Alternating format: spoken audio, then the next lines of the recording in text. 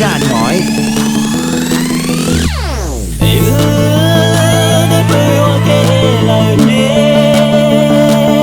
DJ Gà nói.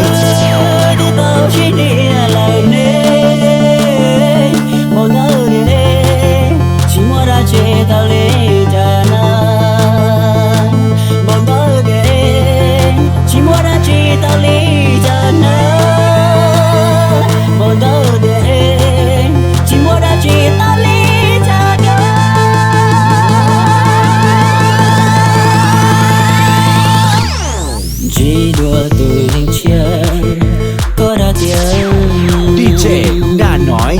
thì cô thiết con chưa do phong yên chỉ cho lên từ là có chỉ lên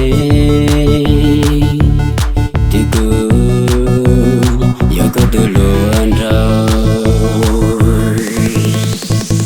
chỉ cho nên mua nhé có đã tiếng thì cô thiết con chùa ya shi bao chỉ cho nên rung râu có đã tiếc cũ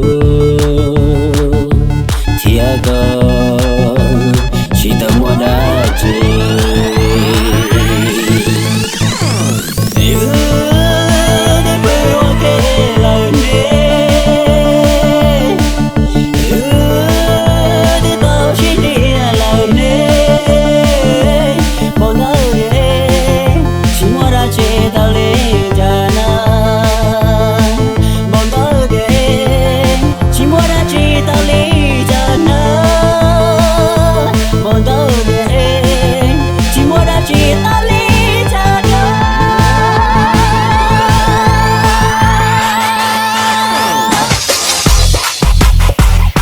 DJ Gà nói.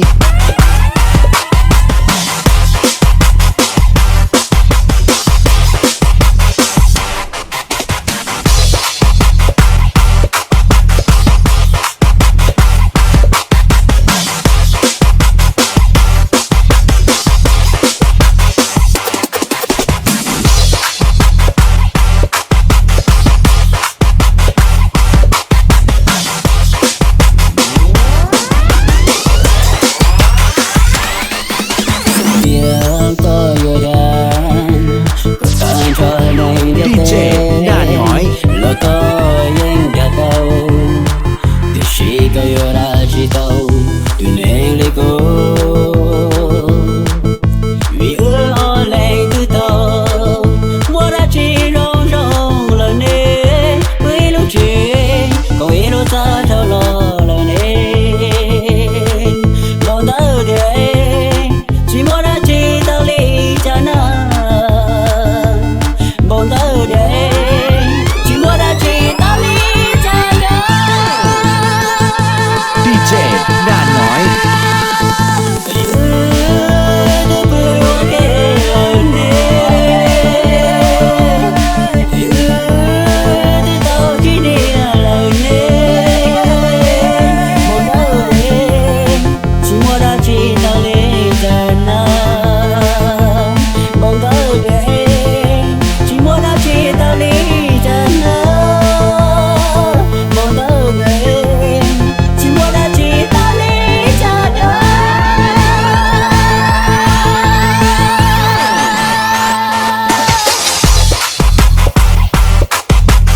DJ Gà nói.